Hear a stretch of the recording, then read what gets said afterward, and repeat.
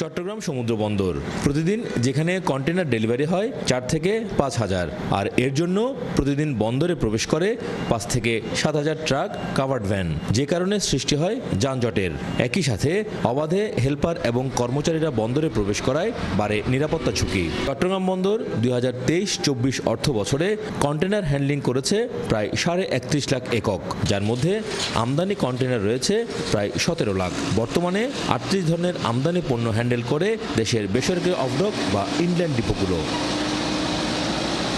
চট্টগ্রাম বন্দরের সচিব ওমর ফারুক জানান, বিশ্বের যে কোনো উন্নত দেশেই বন্দর শেড থেকে পণ্য ডেলিভারির বিধান না থাকলেও এতদিন ঝুঁকি নিয়ে বন্দরের অভ্যন্তর থেকে এখনও আমদানি পণ্য ডেলিভারির কাজটি করছে বন্দর কর্তৃপক্ষ। পোর্টকে যদি আমরা হ্যাসেল মুক্ত রাখতে চাই, জঞ্জাল মুক্ত রাখতে চাই এবং অপারেশন আরও স্মুথ করতে চাই, তাহলে এই ইনসাইড দ্য পোর্ট ডেলিভারিটা বাইরে নেওয়ার কোনো বিকল্প